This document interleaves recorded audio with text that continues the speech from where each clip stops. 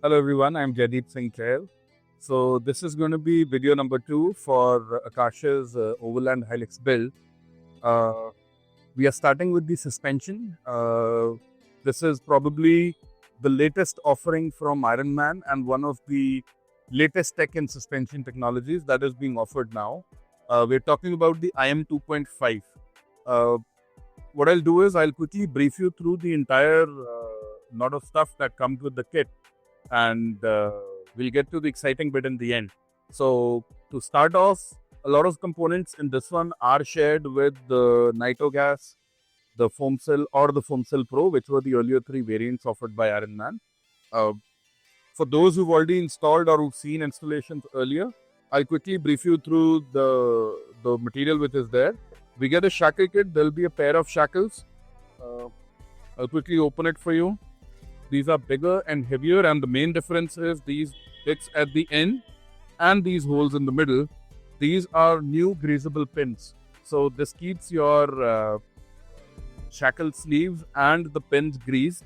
You can grease it like using a standard grease gun attachment, and this really extends the life of your shackles. Then comes the U-bolt kit. So the U-bolt kit is basically what holds our new stack of leaf springs on the tube.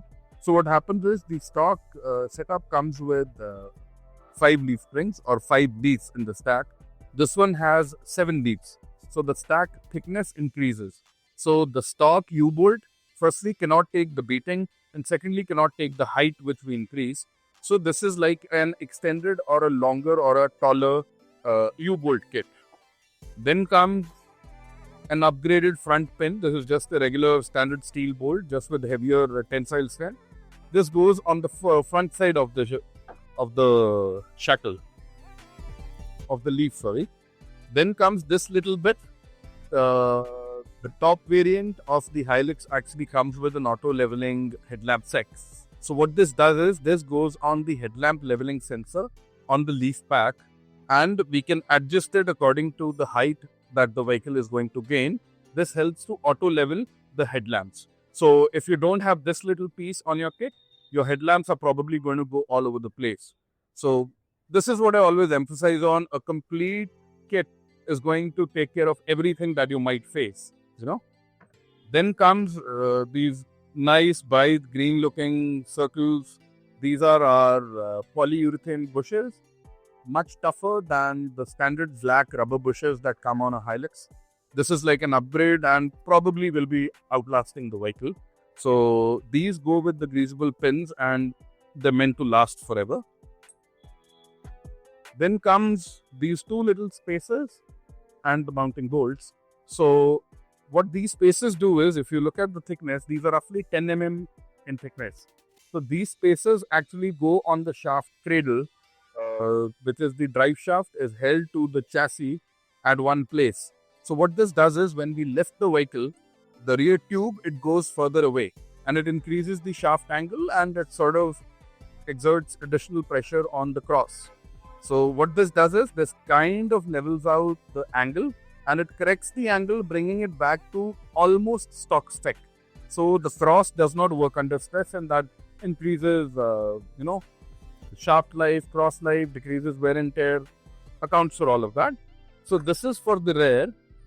For the front, we have these beautiful aluminum sway bar mounts. I'll quickly open one for you. So we have the sway bar mount. So what this does is, in the front, when the lower control arms go further away with the longer shock, what happens is the sway bar comes under stress.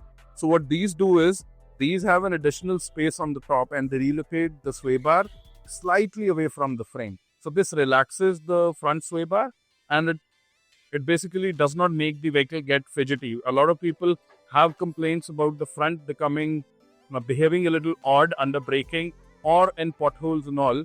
That is because the sway bar is probably a little too tight, and it has not been relocated to where it should be. So all of this comes in every kit, be it a foam cell or a nitro gas or a foam cell pro. Now coming to the exciting bit, the new stuff which is here. This is what it is all about. This is the IM2.5. 2.5 here stands for the thickness of the tube. So might look the same color as the Foamcell Pro, but technologically there are probably no similarities with the Foamcell Pro. This has probably integrated the latest tech which is available for suspensions all across the world. In the past year or so, we've been exposed to a lot of remote reservoir suspensions, which use oil. That oil goes into the reservoir. It acts as an extra storage for oil, and also helps to dissipate heat, run the oil cooler. So basically, a suspension is only as good as the temperature of the oil. If it gets too hot, it is not going to perform the way it does. It is going to give you the floating feel. So what the IM2.5 has done is the tube thickness has become 2.5 inches, and the piston inside is now at almost 57 inches in thickness or in width. So what happens is that is much larger than a piston available in any other suspension. The Foamcell Pro used to have a big piston, but that was only 40 mm. It used a different type of construction. We'll get to that later. But this has probably the largest piston size which is available, and the shaft thickness compared to the Foamcell Pro, which was earlier the topmost offering by Ironman, that used to be 18 mm. This has an additional 2 mm of thickness as well. So numbers, I know, that don't really matter that much, but these are some very obvious changes which are there in front of us. The coolest part about this suspension, we are now coming to that, the entire body is made of aluminium. So basically, just how other steel body shocks have an aluminium reservoir, the IM2.5 itself, the entire thing is a shock and a reservoir together. The entire thing is made of 3 mm thick aluminium, and it acts as a complete reservoir which can not only store more oil, but it can also dissipate heat better. So the entire thing works like one single reservoir unit, which also doubles as a shock. So that is why the term monotube, this is a monotube, whereas the other one, which is the Foamcell or the Foamcell Pro, they are twin tubes. So there's a tube inside the tube where oil and gas are separated using a yoga mat type Foamcell material, hence the name Foamcell. But in this case, there is a floating piston inside which keeps oil and gas separated, and it also helps to cool faster. Another benefit that we get with this one is, it feels like I'm trying to sell it, but no, I'm actually very excited to have this installed. Another benefit that we have, if you can see, there's threading all the way outside the shock body. So what happens is, earlier we used to have the requirement of a different spring for different load rating. Like we used to get A coils, B coils, C coils. We've all heard and seen all of them. But in this case, what happened is the spring is amazing quality of metallurgy. What they've done is, this seat height can be altered. It comes pre-adjusted for full load in the front, which is an underbody, a bull bar, and a winch. If we want to reduce the load, like this vehicle currently is not getting any winch or a bull bar in the front. That happens 2 months later. So preset distances from the base have been mentioned, where we can adjust this spring to take less load, even less load, or zero load. So like earlier, if somebody had a suspension and later wanted to add maybe a bull bar or a winch, we had to go for a different set of coils. Otherwise, the suspension would droop. That is not the case of the monotube. This is the last set of suspension or the last set of springs that you would need. This spring is going to cater to all load requirements. So even in the rear, this is now an upside down mounted damper. Unlike the earlier ones, I was waiting to do this. So I ripped that off. So this has a beautiful cover as well, and all hardware has been supplied along with all bushers, washers, everything is included. But the suspension itself is a work of art. Everything is machined aluminium. There's no cast components which are used on the suspension, and I'm surprised how light it is. So really looking forward to have it installed and review the drive for you. So in the excitement, I actually forgot to show you the biggest component that is there in the suspension lift kit with us is the rear pack of leaf springs. So this is the upgraded Ironman leaf spring. My favorite bit of the complete suspension, because this is what changes it all. A lot of people who change or upgrade their suspensions, this is actually the differentiating factor.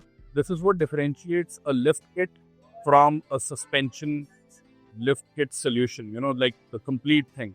So this being largest in size, heaviest in weight, this alone is like 40 kgs at least and would be like 4 feet in length. So this is what takes the cost of suspension kits up. A lot of people run suspension kits without the rear leaf. A lot of people are guided that rear leaves are not required. The stock ones are enough. That is not the case. The metallurgy of these leaf springs is completely different from what we get in our stock vehicle, which is more load oriented. So this is my favorite 77A part number. This is the Comfort leaf spring by Ironman. I've installed it in multiple vehicles. It has never failed me. In a comfort application or even on the load, this is like a gift that keeps on giving. You keep adding weight, it keeps getting even better. But under zero load, this is the best possible option we have, and it works really, really well. The difference on upgradation of leaf springs is definitely very much there. So this is also going to get installed in the vehicle. I forgot to explain it earlier. And the other stuff we've already covered. So the last part of our suspension upgrade puzzle is this set of upper control arms. These are the Pro Forge series by Ironman, and these basically not only replace the stock upper control arm, which is made of pressed sheet metal, it also is forged, adds more structural rigidity, and it also can take much more beatings. So the ball joint as well that we can see is an upgrade, so it is definitely going to last more. The basic need for an upper control arm arises from the fact that once we install a new strut setup in the front, the entire geometry of the front suspension changes. Then that actually alters the caster, the camber, and all other angles for the front tire setup. We definitely can adjust it from the factory camber correction bolts which are provided in the lower control arm, but they can only work up to a certain range. As the tire size gets bigger, that range actually is impossible to achieve. So what happens is every time you hit a pothole or something, your wheel alignment goes for a toss. So what this does is this basically brings the upper ball joint a little out and at a specific 3-degree angle. So this basically takes stress off the lower camber correction bolts, and it helps to easily keep the camber and the caster in toe angles within the required range. So this is not something you will see working, but this definitely gives you a lot of peace of mind. Thank you.